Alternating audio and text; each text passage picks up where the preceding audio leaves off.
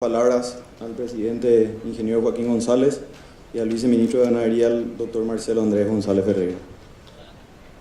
Antes de dar inicio a nuestra primera disertación, quiero, ya que el Sheraton va a ser nuestra casa durante estos 2 días, darle algunas indicaciones para que todo se desarrolle sin menores inconvenientes. El programa, todos tienen en sus identificaciones, está el programa atrás, con los horarios donde muestran todos los disertantes que van a hablar. Vamos a tener 2 coffee breaks, uno durante la mañana y otro durante la tarde. La mesa coordinadora va a estar a cargo del doctor Hugo Frutos y un miembro del directorio. La metodología del evento es: el disertante va a hablar aproximadamente 50 a 60 minutos y las preguntas vamos a hacerlas con los papelitos que creo que en los maletines tienen, y un miembro del staff va a ir pasando a buscar. Por favor, silenciar los celulares. Está prohibido fumar. Y el estacionamiento, tenemos un convenio con el Paseo de la Galería para que puedan estacionar ahí.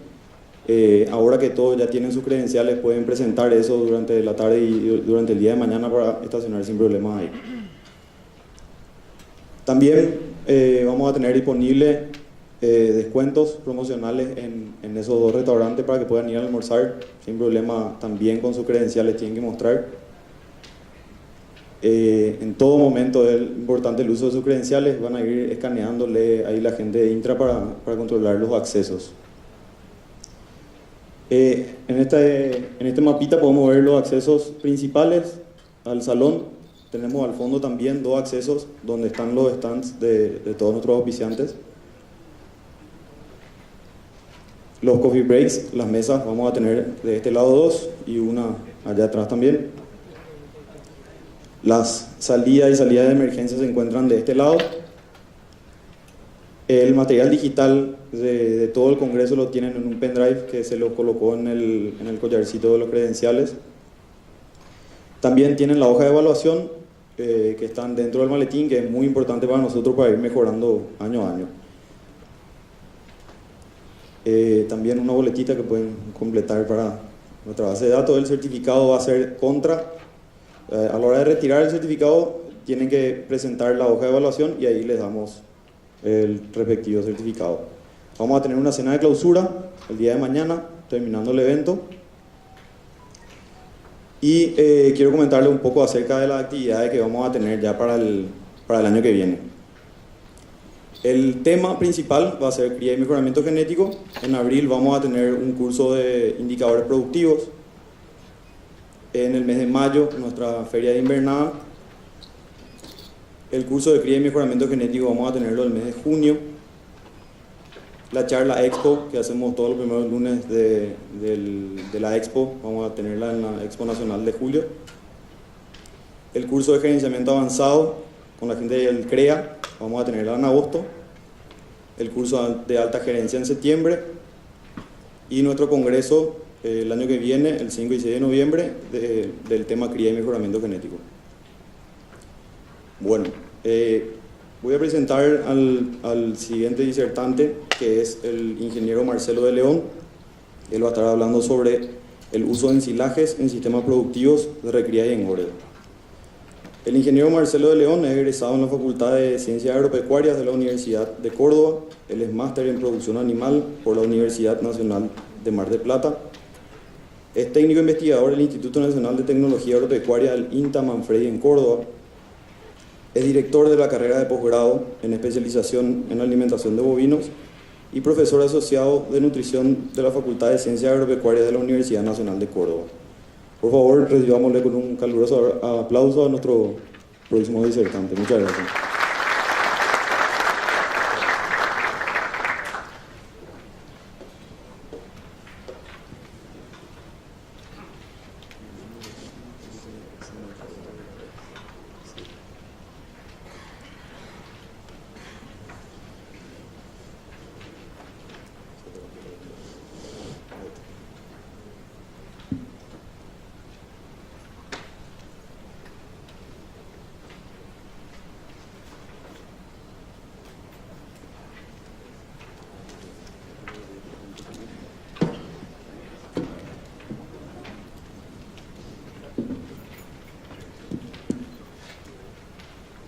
Bueno, buenos días a todos. Es un gusto para mí estar nuevamente aquí en este prestigioso Congreso SEA.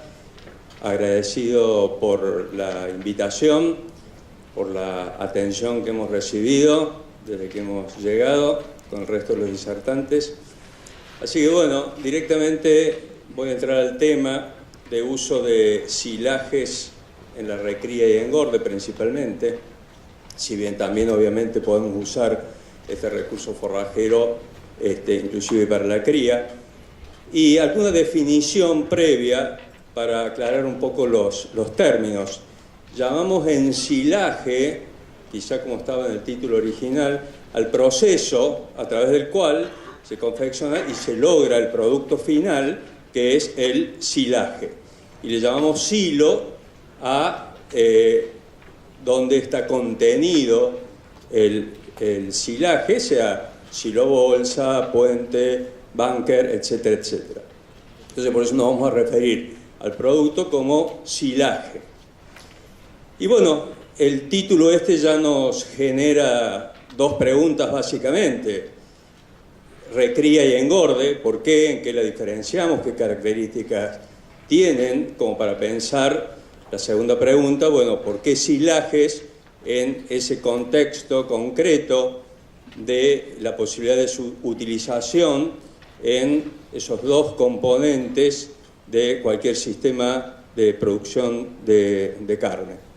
Entonces, antes de entrar un poco más en profundidad, me parecía interesante alguna definición también de estos procesos. ¿A qué le llamamos recría? ¿A qué le llamamos engorde? ¿En qué se diferencian cada uno de los procesos? Y cómo interactúan, cómo se relacionan entre ellos. Bueno, la recría, por definición, es la etapa de crecimiento del animal, normalmente a partir del destete, hasta que inicia o se inicia el proceso de engorde o proceso de terminación. Ese proceso requiere de una determinada ganancia de peso de los animales para, básicamente, el desarrollo óseo, esqueleto, y el desarrollo muscular. Esta definición es importante porque después va a estar asociada a, bueno, qué ganancia de peso esperamos para que este proceso sea adecuado, y cómo se diferencian estas ganancias de peso, esta performance, objetivo, de otro tipo de performance que pueden estar eventualmente por arriba o por debajo del óptimo para el crecimiento, para una recría adecuada. Y el engorde es el proceso básicamente para deposición de grasa, para la terminación. Básicamente estamos planteando la grasa subcutánea y la grasa intramuscular que termina dando el veteado o el marmolado. Hay deposición de grasa previa, pero en otras partes del animal. Entonces, la etapa de engorde básicamente es deposición de grasa en estos dos componentes principales, que es lo que decimos que le da la terminación al animal y que se relaciona o se corresponde, así como hablábamos de ganancias de peso para la recría, a normalmente mayores ganancias de peso que las que pretendemos en la recría para que ese proceso sea efectivo, sea rápido y podamos tener, digamos, la terminación del animal. Evidentemente estos dos procesos a su vez están relacionados o interrelacionados. Uno afecta al otro. Según cuál sea la recría, puede ser distinto el resultado también en el proceso del engorde. Y eso está motivado, como estamos hablando de ganancias de peso, de respuesta animal, está básicamente determinado por los planos nutricionales o los niveles nutricionales que nos aseguren esas diferentes ganancias de peso. Entonces, esto es lo clásico, pero vamos a ver una serie de alternativas de combinación de estos procesos que nos va a dar el resultado final. Entonces, lo primero que tenemos que tener en cuenta sería lo que llamamos una curva normal de crecimiento de un animal, desde su destete hasta su peso adulto. Esas curvas de crecimiento, acá tenemos representadas 3, que se diferencian solamente por el nivel de peso adulto, o sea, que va a estar relacionado al frame o el tamaño del animal, motivado obviamente por la genética. Entonces, esto es lo normal, y esto es lo que llevaría a que si no hacemos ninguna alimentación en particular, los animales naturalmente se van a terminar y se van a engordar a un peso adulto de 3 o 4 años de duración, porque ha seguido esta curva normal de crecimiento. Entonces nosotros lo que hacemos en nuestro proceso de producción es alterar esta curva normal de crecimiento a través de nuestra intervención, básicamente con la alimentación. ¿Por qué? Porque esto, si lo vemos, la relación edad-peso, termina siendo simplemente la ganancia de peso por animal y por día. Entonces, para empezar a dar algunos ejemplos. Un ejemplo típico que muestra lo que ocurrió en algún tiempo en Argentina. El animal muy temprano, a partir del destete, es sometido a un engorde intensivo, unas dietas de alta calidad, con lo cual la ganancia de peso rápidamente empieza a estar por encima de la curva normal de crecimiento, empieza anticipadamente, junto con el crecimiento, la deposición de grasa de terminación, y se lograría en ese caso entonces, de hecho en Argentina se llamaba ternero bolita, un animal muy liviano, muy joven y terminado desde el punto de vista de deposición de grasa. Quiere decir que lo que ocurrió, o lo que ocurre en estos casos, es que esa curva normal de crecimiento se ve alterada hacia una mayor ganancia de peso desde una edad muy temprana. Quiere decir que en este caso lo que no existe en este proceso es la recría. No existe el proceso de recría normal de aumentos de peso compatibles con el crecimiento solamente del animal. Si vemos otro ejemplo, este mismo animal, si transita por un proceso de recría previo, en este caso supongamos hasta el año de edad, o sea, una recría de 6 meses a partir del destete, y recién ahí comienza un proceso de engorde con una alimentación que los aumentos de peso son mayores a la curva normal de crecimiento, tendríamos la terminación a otra edad y a otro peso.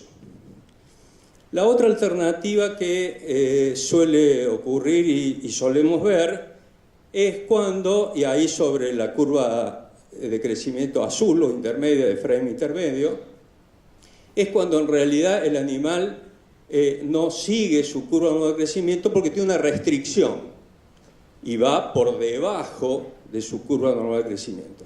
Quiere decir que es una restricción alimentaria, es una restricción que muchas veces coincide con épocas de falta de oferta forrajera, ya sea en cantidad y calidad.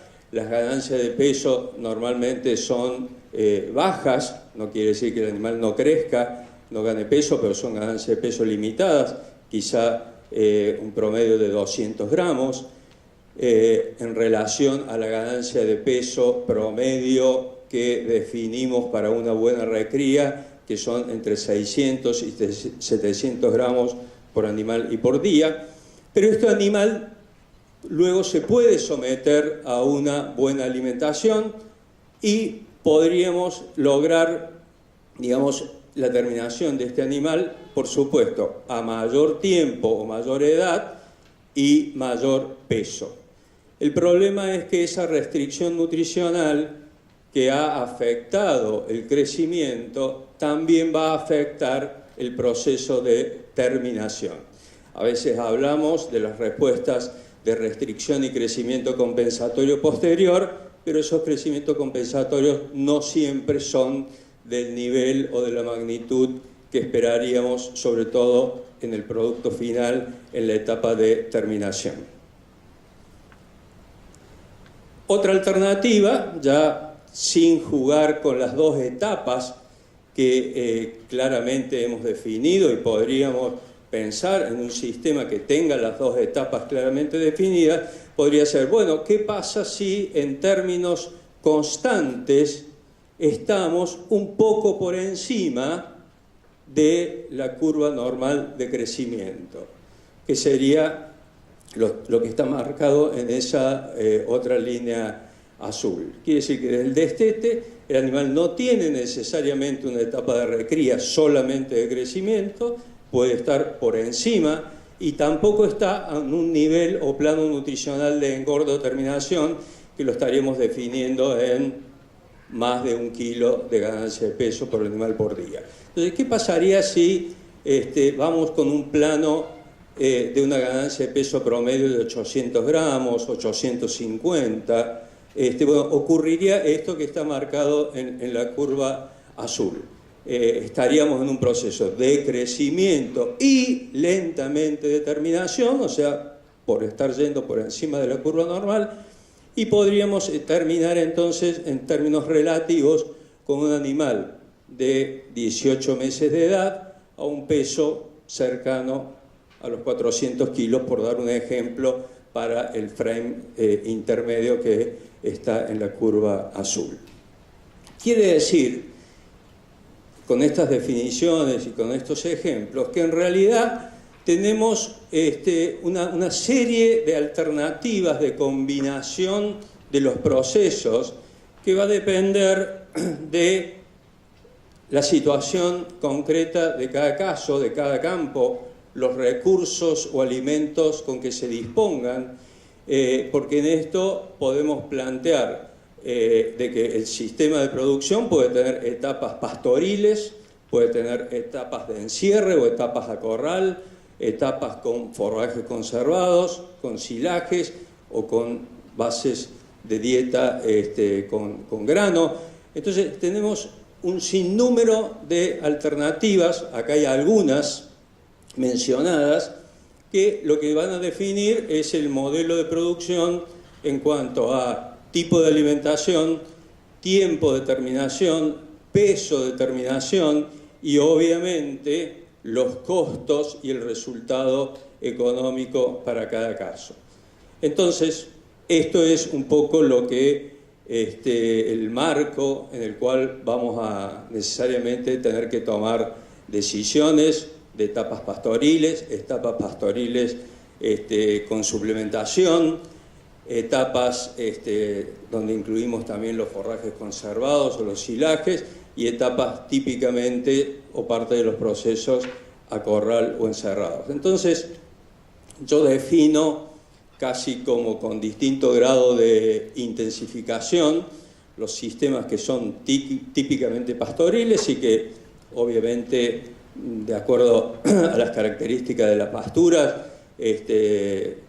son los procesos casualmente de menor intervención, normalmente más largos, y la respuesta animal va a estar acoplada directamente a la oferta en cantidad y calidad de la pastura.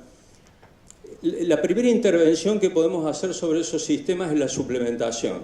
La suplementación para mejorar o adicionar nutrientes a ese sistema pastoril.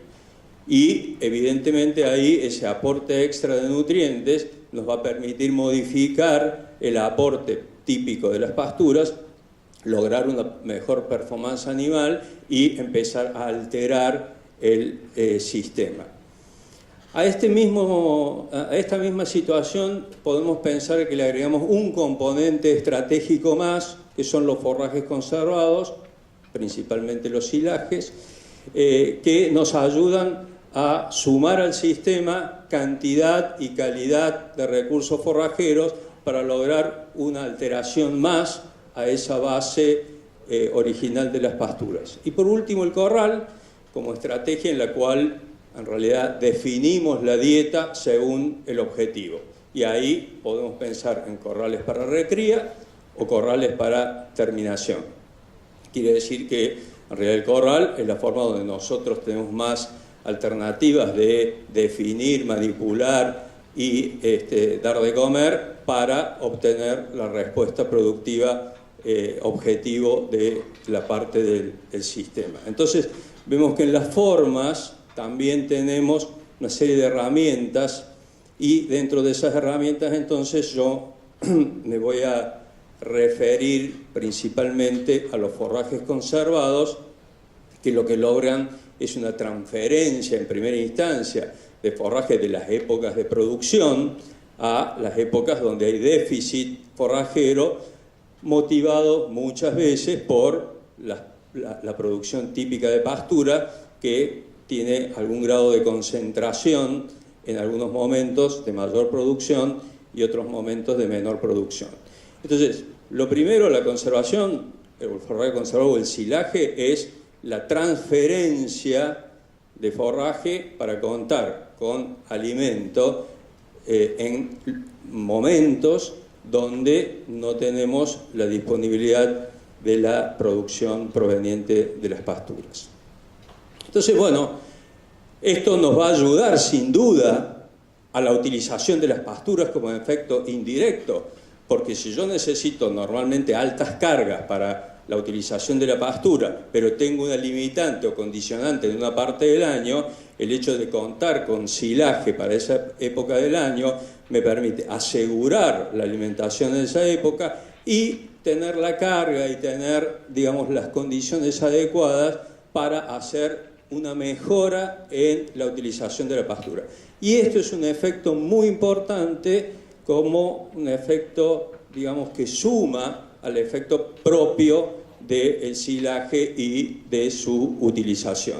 En los sistemas de producción en Argentina vemos que normalmente hay dificultad para hacer un buen uso de las pasturas en el momento de máximo crecimiento, porque son pasturas que crecen muy rápido, que hay que consumirlas bien, y si no tenemos la carga proveniente de épocas de escasez, esa carga adecuada, tenemos problemas para la utilización de la pastura. Bueno, este es un caso donde realmente la alimentación está basada en silajes en una época y en pasturas en otra época, pero con la condición, tanto en el animal como en la carga animal, propicia y adecuada para una buena utilización de las pasturas.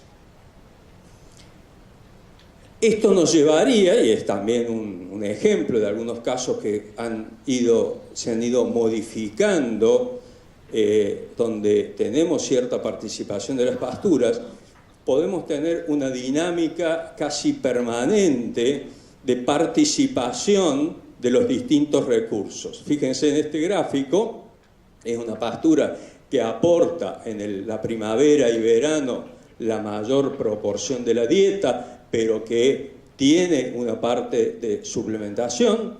Entonces podemos manejar la alta utilización de la pastura y con pequeños niveles de suplementación asegurar la performance animal que necesitamos para nuestro sistema de producción. Y otras épocas donde la pastura, por su crecimiento, participa en menor cantidad y participan, digamos, otros forrajes o suplementos en una mayor proporción. Entonces, este es un caso en Argentina donde a través de este estratégico uso de los suplementos y los silajes permitió pasar de 300 a 400 kilos de carne por hectárea a 1.200 kilos de carne por hectárea como potencialidad. Entonces, bueno, ya entrando en el tema particular de los silajes, habíamos ya planteado la pregunta, bueno, ¿y por qué silajes? Y alguna pregunta más que nos hacemos o nos hacen frecuentemente, bueno, maíz o sorgo, obviamente son los dos cultivos que principalmente se usan para la confección de silajes.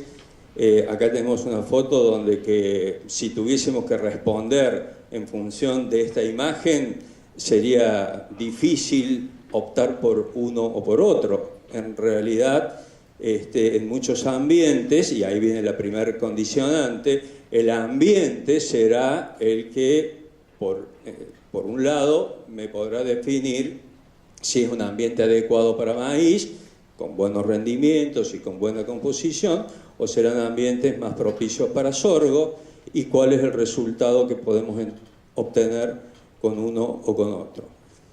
Esta pregunta nos la veníamos haciendo los productores, los técnicos hace mucho en Argentina, y las primeras respuestas eran como que no había duda de que el maíz era de mejor potencial, hasta que los avances genéticos fueron desarrollando híbridos específicos para silaje y de una conformación quizá un poco más como la que se ve en la imagen, y nos fueron mostrando de que es posible obtener los mismos resultados con maíz o con sorgo, que sería el caso de esta foto. Y los mismos resultados empiezan por el rendimiento, cuál es la capacidad de rendimiento en kilos de materia seca por hectárea, donde los sorgos, sobre todo en algunos tipos, tienen alta capacidad de rendimiento y mayores en muchos casos que el maíz. Algunos datos que nosotros venimos relevando nos muestran ya en números donde los sorgos, esto es en el caso del centro de Argentina y parte del norte de Argentina, más cerca de Paraguay, inclusive algunos datos de Formosa, acá cerca, de 15, 16 mil kilos de materia seca por hectárea promedio de muchos años, superiores a maíz. ¿Por qué? Porque no son ambientes óptimos o ideales para el cultivo de maíz. Si esto lo vemos en más detalle, ustedes fíjense que acá estamos hablando ya de tipos de híbridos que responden a lo que podríamos decir, bueno, en sorgos graníferos, donde la mayor proporción de la planta es grano, sorgos hileros o intermedios o doble propósitos y sorgos típicamente forrajeros, tienen alguna diferencia en rendimiento, pero en realidad la gran diferencia está en cada uno de los híbridos, y es el primer punto quizá a tener en cuenta, como lo que decíamos antes, esta dinámica de nuevos híbridos, nuevos materiales genéticos que han cambiado el panorama que teníamos años atrás para ver cuál era el potencial de estos cultivos para la producción de silaje.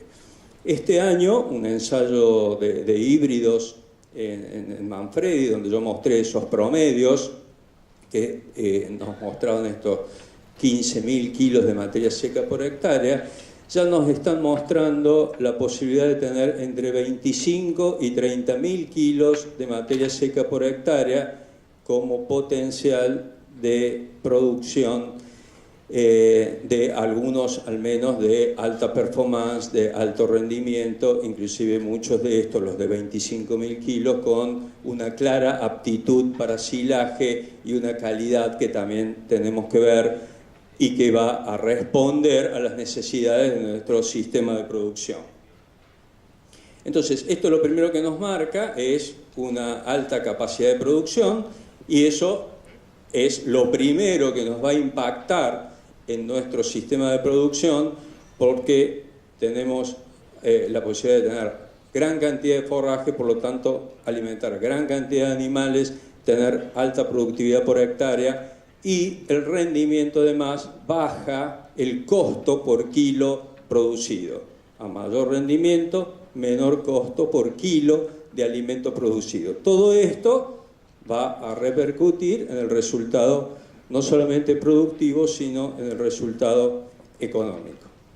El segundo punto que tenemos que ver es la calidad.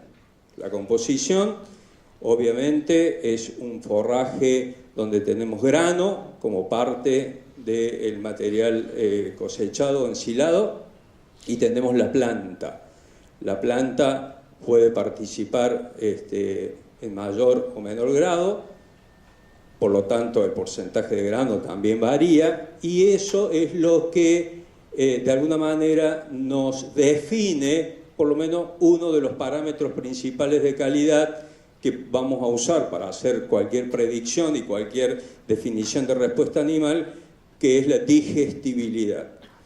Esos mismos grupos que vimos recién, si los llevamos al plano de parámetros de calidad, vemos que claramente se diferencian desde altas calidades potenciales de híbridos graníferos, porque tienen alta proporción de grano, de 69% de digestibilidad y casi una caída de 3 puntos de digestibilidad a los doble propósito, a los sileros o intermedios y a los forrajeros como los de menor calidad.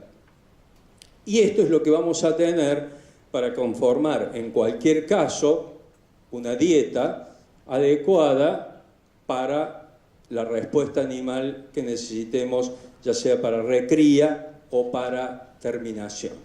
Entonces, así definimos el uso de los silajes en términos generales, además del concepto de transferencia de forraje y de nuestra cadena forrajera, en los usos posibles ya en el contexto de nuestro o de cada uno de los sistemas de producción. Como único alimento, perfectamente factible, tenemos fibra, tenemos grano, y lo único que no vamos a tener como limitante nutricional es proteína, porque todos los silajes son deficitarios en proteína, por lo tanto, usado solamente el silaje como componente de la dieta, vamos a necesitar la adición siempre del componente proteico que es deficitario. ¿Y cuál sería la respuesta o el sistema al cual, digamos, vamos a aplicar el uso del silaje como único alimento? Según la calidad que tenga, va a ser la respuesta animal. Calidades intermedias, de las que yo mostré recién, calidades intermedias, entre 63 y 66% de digestibilidad, son calidades absolutamente compatibles con cualquier proceso de recría porque permiten ganancias de peso adecuadas a la recría que habíamos definido anteriormente. Por el contrario, si tenemos mayores calidades, como sería el tema de los graníferos o el tema de maíz, o sea, un silaje de alta calidad, ya con 69-70% de digestibilidad, tenemos la posibilidad de respuestas animales bastante más altas, por lo menos 1 kilo de ganancia de peso, por lo cual podríamos estar pensando ya en una etapa de terminación.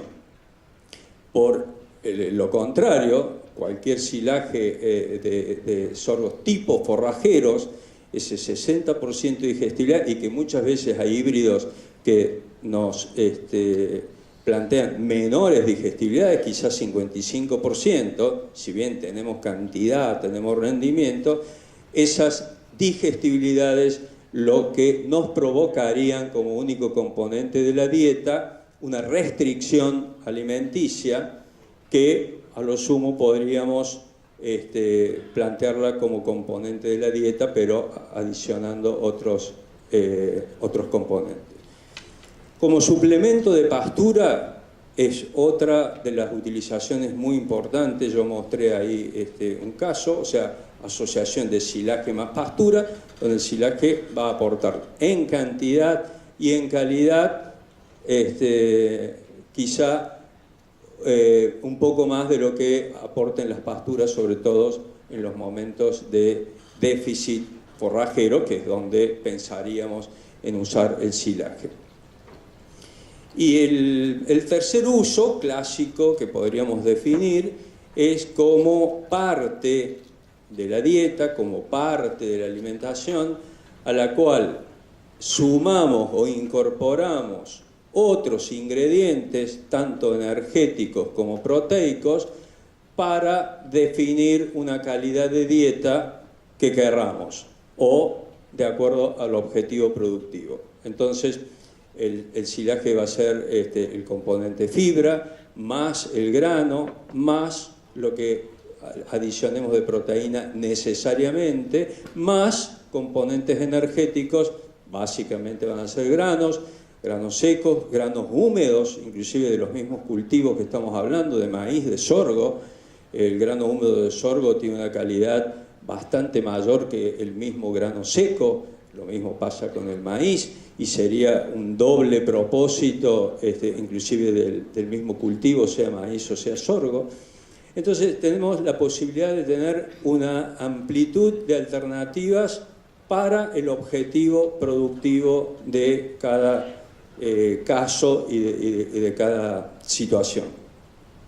En esto lo que sí hay que tener en cuenta siempre, ya entrando un poquito más en lo que es la nutrición y cómo se van a comportar estos alimentos, es pensar que siempre tenemos una composición a nivel de alimento que en el rumen el animal, a través del proceso de digestión y el proceso enzimático y el proceso de los microorganismos ruminales, los transforma total y absolutamente en productos que son los que va a utilizar el animal.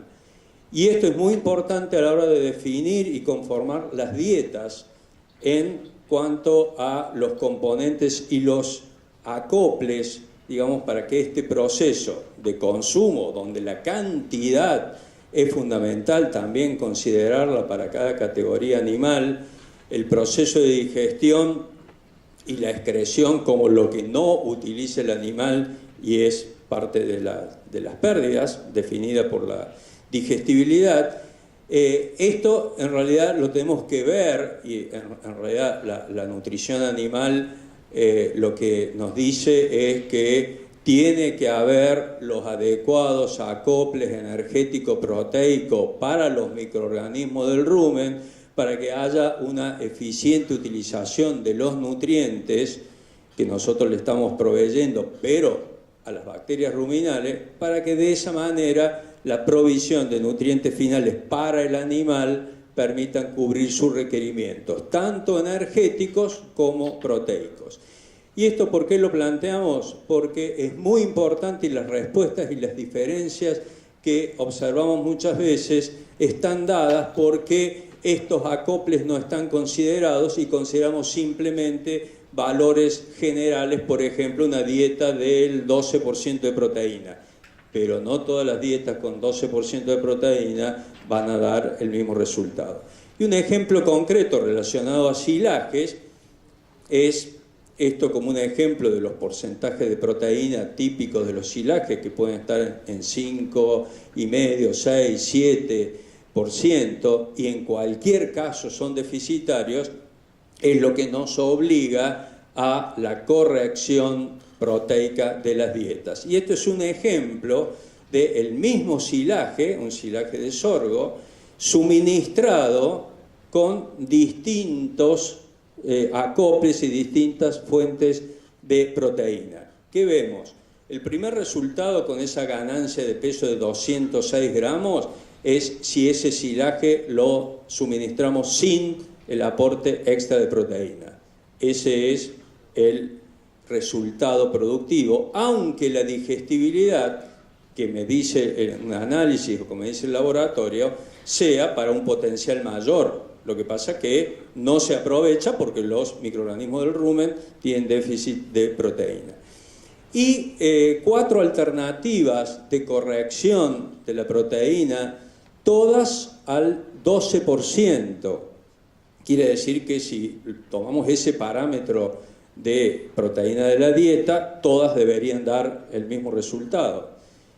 Y la misma energía, quiere decir que decimos que son dietas isoenergéticas e isoproteicas. Y lo primero que pensamos que una dieta isoenergética e isoproteica da el mismo resultado de performance animal. Y no es así porque los acoples son distintos. La urea es una fuente de nitrógeno no proteico, pero que aprovechan las bacterias del rumen, pero en una liberación muy rápida dentro del rumen, por lo tanto la posibilidad de captar ese amoníaco por parte de las bacterias es ineficiente. Por el contrario, si los acoples son mejores con el silaje en proteínas de menor tasa de degradación, como pueden ser los espelers de girasol o de soja o de algodón, como los más frecuentes, es donde las ganancias de peso simplemente por un mejor acople en cuanto a las tasas de degradación de los componentes del silaje y el componente de la proteína, nos permiten tener con el mismo silaje 1 kilo de ganancia de peso por animal y por día.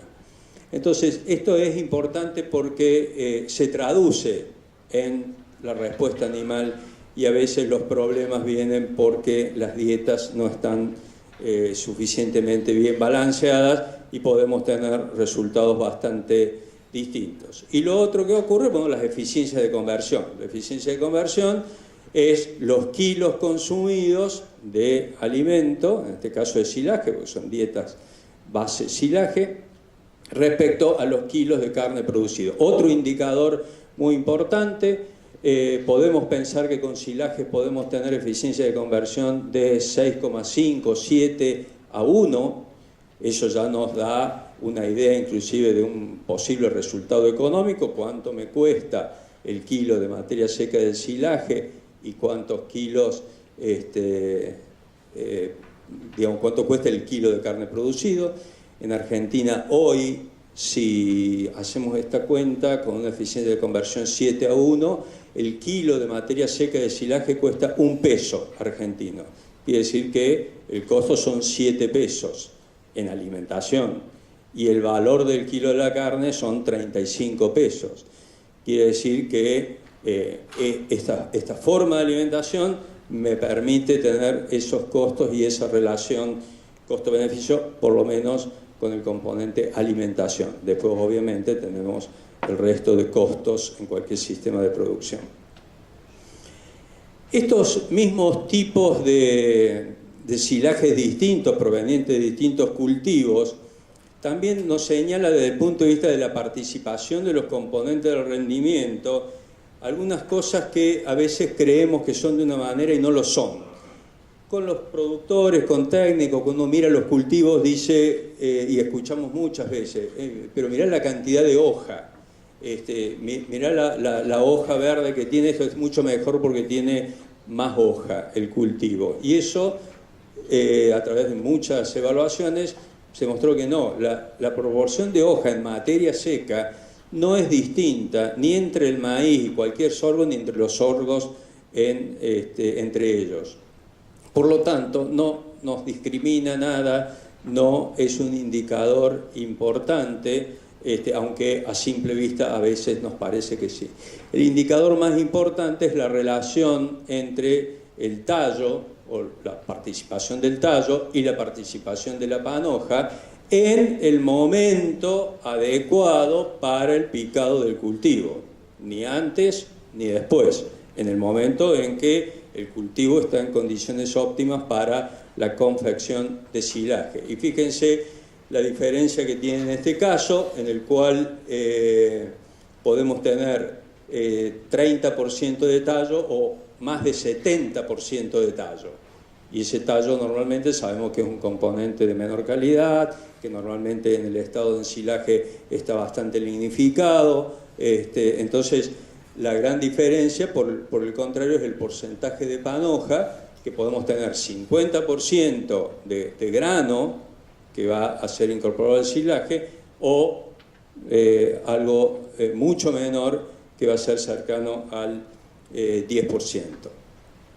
Los grados Brix también pueden tener, que es el nivel de azucarado que tenga el tallo, pero no es un componente tampoco importante que defina la calidad del silaje. Entonces, ni las hojas ni el tallo azucarado son variables que definen la calidad. La calidad está definida claramente por esta relación entre grano y tallo, y que terminan definiendo estos niveles de performance animal promedio de una serie de híbridos, donde claramente vemos potencialidades de más de 800 gramos de ganancia de peso. Si tomo híbridos particulares dentro de este grupo, estoy en 1 kilo o un poco menos, los doble propósito un poco menos, decíamos, muy buenos para recrías, para una muy buena recría. Los hileros un poco por debajo en promedio, porque acá hay una cuestión que tiene que ver con decir, bueno, ¿y cuál es el silero? ¿A cuál le llamo silero? Y nosotros hemos seguido un criterio que cuáles son los híbridos a los cuales las empresas le llaman sileros. Y no siempre las empresas le llaman silero a uno que realmente tenga aptitud silera. A veces ponen muchos híbridos forrajeros con una terminología de sileros, y eso entonces obviamente va a disminuir esta calidad promedio. ¿Cómo entonces se termina conjugando estas calidades posibles, potenciales, con la respuesta animal? Bueno, esto si tomamos un novillo de 250 kilos para estandarizar el animal, las distintas calidades que tenemos señaladas ahí, de silajes entre 50 y 70% de digestibilidad, nos permitirían, a la izquierda está el nivel de consumo, que cambia con la digestibilidad.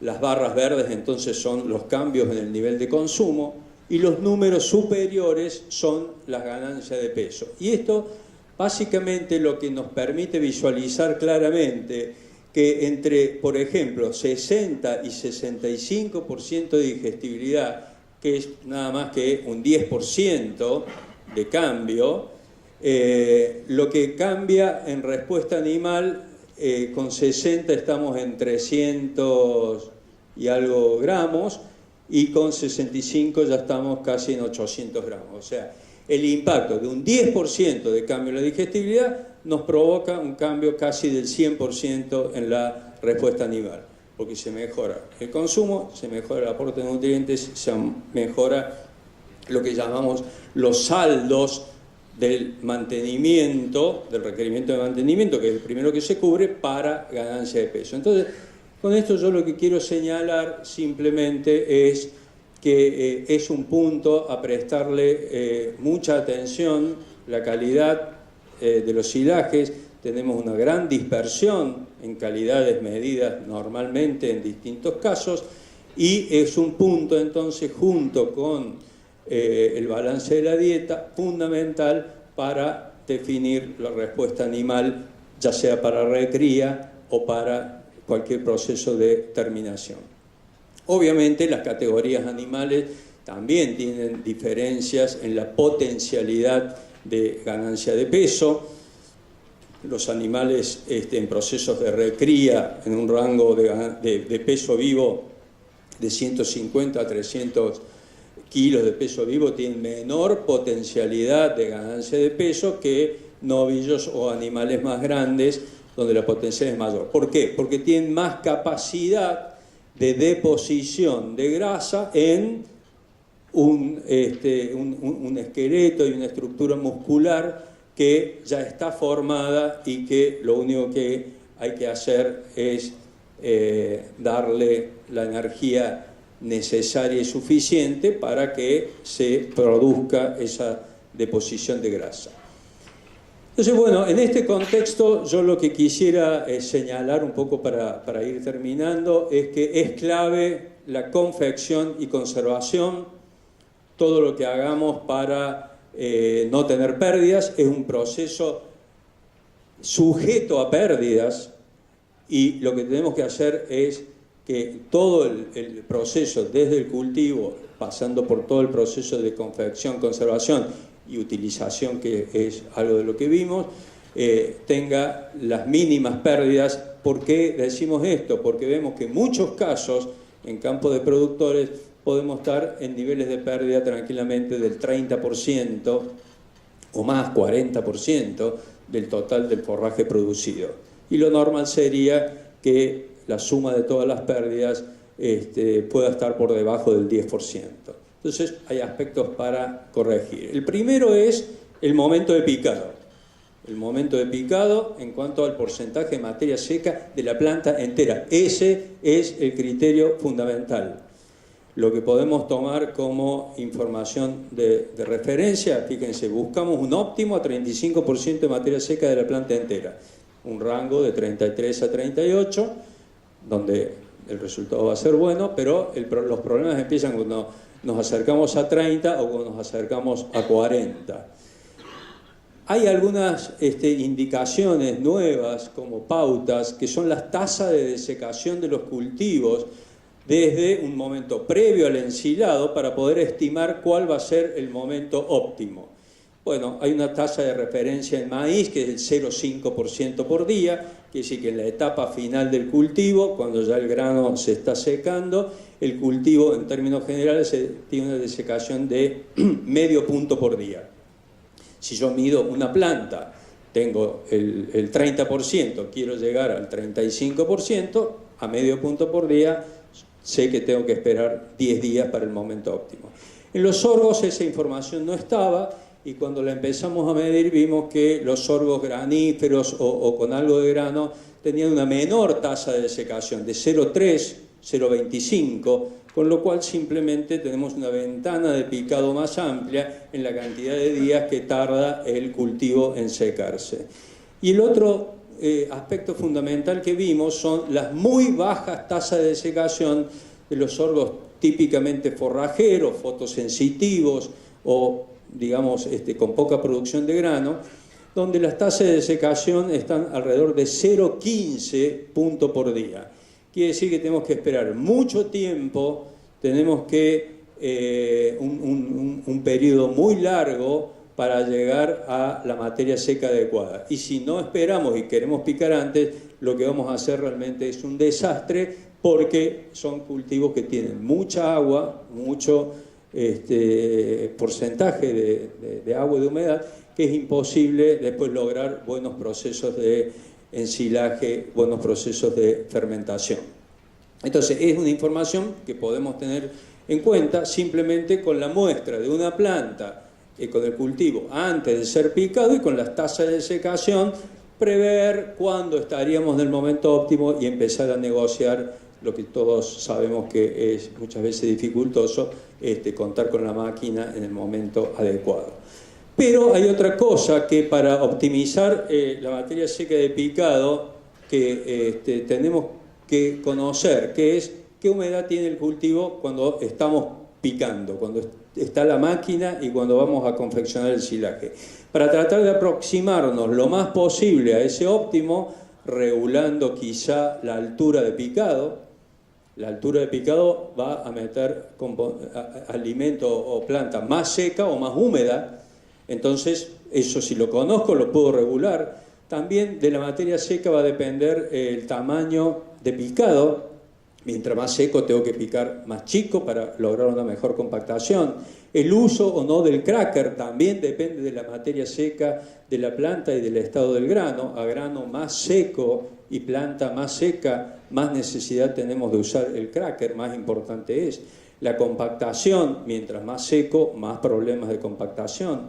Fibra efectiva, si picamos más chico puede ser que nos quedemos sin fibra efectiva para la motilidad ruminal en el proceso de alimentación.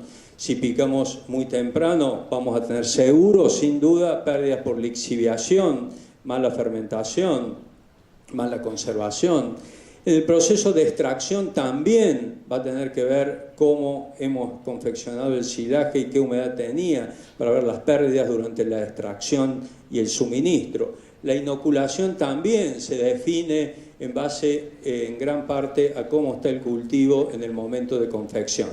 Quiere decir que esta es una información que tenemos que ir sumando, tenemos que conocer, es muy simple conocer la planta en cuanto a su humedad. Una de las cosas que ocurre es que si la planta se seca y el grano se endurece, si bien el laboratorio nos va a decir, como la curva azul, de que las calidades son buenas y parejas y uniformes, porque el laboratorio muele toda la muestra y hace el análisis sobre eso, la digestión efectiva por parte de los microorganismos del rumen va a ir disminuyendo a medida que el grano está más duro o está más seco. Por lo tanto, es, como decíamos antes, la importancia del cracker en las condiciones que no son óptimas desde el punto de vista del estado del cultivo. Entonces, el procesado del grano, que es algo que por lo menos en Argentina estamos mejorando en forma muy importante, están los crackers para maíz, están los crackers para sorgo, ahora Claas tiene un nuevo cracker que se llama Sherlach, que también tiene un procesamiento de grano distinto, inclusive manteniendo fibra larga, compatible con un buen luego funcionamiento ruminal. El gran riesgo es tener otra pérdida que normalmente no la vemos, o la vemos en términos relativos, que es la pérdida de almidón o de grano en heces, que es nutriente que tenemos conservado, que teníamos en la planta y que el animal muchas veces lo pierde en heces porque se tornan indigestibles. Y lo que observamos normalmente, y normalmente nos consultan, ¿por qué no tengo el resultado esperado de acuerdo a la calidad o composición que me dice el análisis de laboratorio? Bueno, en parte es por esto. Lo que estamos sumando son la evaluación de los índices de procesado de grano, una metodología muy simple. Se hace un tamizado del silaje por distintas mallas, y lo que queda por debajo de una malla de 4,75 milímetros se determina el porcentaje de almidón. Si los valores son mayores a 70, el índice de procesado de grano es óptimo, es adecuado. Entre 50 y 70 es adecuado pero menor, y menos de 50 es un pobre nivel de procesado de grano y empiezan las pérdidas importantes de almidón en heces. Entonces, esto lo podemos hacer o podemos empezar a medirlo, a ver cómo estamos en este aspecto del procesamiento del grano como una cosa fundamental, y sobre todo en sorgo, que es donde más problemas tenemos si el grano se endurece. La confección, entonces, la compactación, la densidad del silaje son otra de las variables que tenemos que tener en cuenta, porque si no son óptimas estamos teniendo pérdidas. Y por último, la utilización va a ser en autoconsumo o a corral, como dos alternativas principales de utilización de los silajes.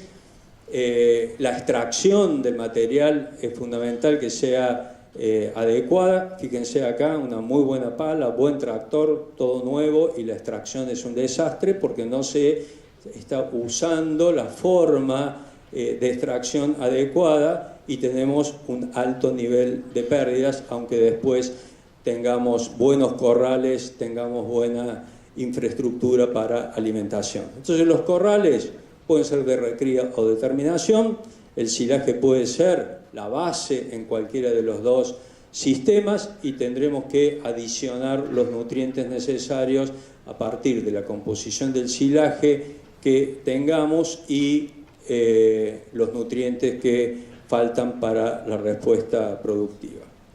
El autoconsumo es otra alternativa muy interesante, obviamente de bajo costo y de la posibilidad de tener excelentes resultados si manejamos el sistema adecuadamente.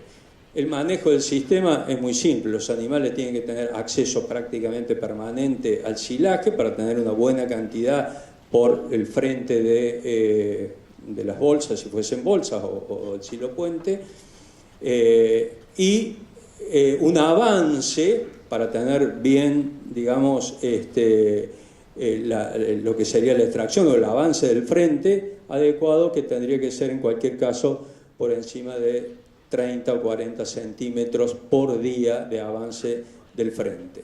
Algunos casos que hemos evaluado y hemos visto que mucho se está usando en el norte del país, y donde se empieza a usar esta tecnología y no se cuenta con toda la infraestructura y con la maquinaria y con la capacitación del personal, empiezan muchas veces con esta alternativa, la incorporación de silajes en autoconsumo. Fíjense ahí, prácticamente sin pérdidas, con una buena pared del silaje, que es la que va avanzando. Normalmente con este tipo de estructura, que son 8 metros de frente de la reja, 4 central y 2 laterales, podemos tranquilamente trabajar con 100, 120 animales por boca de silobolsa. Evidentemente, de acuerdo a la cantidad de bolsas, va a ser la escala, y cuando nos preguntamos en la escala, la mayor escala de autoconsumo y del sistema funcionando adecuadamente lo vi casualmente aquí en Paraguay, que es este caso. Este caso cuenta con un callejón central, 6 corrales o ensenadas de cada lado, a su vez cada ensenada dividida en 2, quiere decir que tiene 24 accesos a bocas de silaje. Si estamos hablando de 100 animales por boca, estamos hablando de la posibilidad de tener una recría adecuada de 2.400 novillos, como es en este caso, y a la izquierda son corrales de terminación con comederos donde se adiciona la dieta para terminación, y la fibra es en autoconsumo de silajes. Ahí están señaladas con un círculo los dos lugares para la suplementación proteica, donde las tropas salen en un momento rotativamente para comer el suplemento proteico. Ahí se ve un poco más el detalle de la infraestructura simple, el consumo de los animales de nuevo adecuado, sin pérdidas, un buen frente de avance. Estos son los animales, estas son las aguadas entre cada uno de los lotes, de las ensenadas o lotes de los animales. Estos son los lugares donde van los animales al suplemento proteico, que puede ser en la misma ensenada, en algún comedero o línea de comedero de lona o de tacho como en este caso, o van a un lugar a consumir el suplemento y vuelven a el autoconsumo. El autoconsumo fue bastante criticado cuando empezó en Argentina, porque se decía que los animales no comen todos iguales, que son muy desparejos, ¿cómo hacemos para controlar el consumo? Entonces nosotros empezamos a medir lo que es el coeficiente de variación. ¿Cuál es la variación de ganancia de peso individual de un lote de animales para compararlo con otras alternativas? Y lo que vimos es, en autoconsumos, en este caso era la proteína con un pastoreo horario de pastura, 4 horas de pastura y después volvían al autoconsumo, nos dio un coeficiente de variación de 15%, que es un coeficiente de variación exactamente igual al que se logra dando de comer el mismo alimento en los corrales. Cuando el suplemento proteico se daba en comederos, los coeficientes de variación aumentaron un poco, pero no por el consumo del silaje, por el consumo del suplemento proteico. El consumo del suplemento proteico, si no es parejo, si la infraestructura no le permite comer a todos los animales la cantidad necesaria, que es una cantidad restringida, estamos hablando normalmente en una recría de 500 gramos, 700 gramos por animal y por día del concentrado proteico, puede subir un poco el coeficiente de variación, pero no por el autoconsumo del silaje. Entonces es una medida interesante que podemos tomar cada uno en su caso. ¿Qué necesitamos saber como para que nuestro sistema de utilización de silaje sea adecuado? Saber cómo lo estamos haciendo, en qué situación estamos. Obviamente la cantidad de forraje almacenado en materia seca y en densidad de cada bolsa o de cada puente o de cada situación. La calidad, tenemos una serie de parámetros de calidad. Cómo estamos usando la extracción, los avances. Recordemos que cuando se abre una bolsa o un silaje, lo exponemos de nuevo al oxígeno y empieza un proceso de deterioro. La respuesta animal obtenida, obviamente. Para eso tenemos algún instrumental bastante simple. Fíjense, para materia seca, un horno de microondas o algunos aparatitos para secar la planta o el silaje. Para densidad, un densímetro que simplemente permite sacar una muestra y saber cuánto hay por metro cúbico y en el total de un sistema de almacenaje. Esto es un método clásico que se hace en todos lados. Acá también es lo mismo, estamos midiendo cuánto profundizó el densímetro para tener la medida de los kilos o los gramos de la muestra por unidad de volumen. Eso nos da la densidad. Acá estamos muestreando un silobolsa con el densímetro para tener esa información de compactación, de densidad y cómo estamos haciendo y utilizando los silajes. Podemos medir la temperatura también de los frentes de silaje como un indicador del daño o el deterioro por exposición aeróbica. Esto tiene una relación directa con la densidad. Esto es una buena densidad. La temperatura estaba acorde a la temperatura ambiente. Esto es mala densidad. Ya tiene inclusive desarrollo de hongos, es porque estaba muy seco, y ya esto lo muestra el termómetro, la temperatura 53 grados en un día que hacía 15 grados como temperatura ambiente. Entonces, estos son todos los indicadores que podemos usar, indicadores de separador de partículas para ver cómo está el tamaño de picado y si corresponde con lo que tiene que haber de cada tamaño de fracción. También una herramienta, instrumento muy simple. Por supuesto, el suplemento proteico, que tiene múltiples alternativas para implementación. Esto es grano de soja entera, molida en un comedero, donde vienen los animales del autoconsumo, consumen el suplemento proteico y vuelven a la ensenada del autoconsumo. Por último, un ejemplo de muy buen funcionamiento: la misma bolsa, o en el mismo sistema, la recría entra y se alimenta de parte de los frentes de las bolsas, que es decir que la dieta es el silaje más el complemento proteico. Esta es la tropa de inicio, las tropas claramente de recría, y en otra fracción o parte de la bolsa o en otras bolsas la etapa de terminación. ¿Cuál es la diferencia? El silaje es el mismo, el autoconsumo es el mismo, la dieta complementaria es acorde a la ganancia de peso de los animales de terminación. Por último, entonces, como síntesis, ¿qué tenemos que mejorar en los silajes? El cultivo es lo primero, la elección del híbrido, pensar en el rendimiento y la composición, el momento de confección, fundamental por todo lo que dijimos. El proceso de confección es básicamente compactación, es básicamente procesado de grano, si hace falta. En el estado óptimo de los cultivos y del estado del grano, el procesamiento del grano pierde importancia porque el animal lo va a utilizar perfectamente bien si el estado es el adecuado. Y el proceso de alimentación, la extracción, el suministro, la estabilidad aeróbica, tener mucho cuidado en no tener esas pérdidas, calidad, balance de dieta. Y el último comentario es que también estamos viendo los impactos de la suplementación de la vaca de cría ante los momentos de restricciones con silaje, y los resultados realmente son espectaculares, no solamente en la performance de la vaca, sino en el peso del ternero al destete y en todos los indicadores productivos y reproductivos de los sistemas de cría como una alternativa más. Creemos que para esto hace falta capacitación, tenemos que ir midiendo, tenemos que tener información, tenemos que tener en cuenta un poco todos estos aspectos. Ese es el desafío, ese es el camino, y recién ahí podemos estar hablando de que vamos a estar apuntando a una ganadería de precisión. Muchas gracias.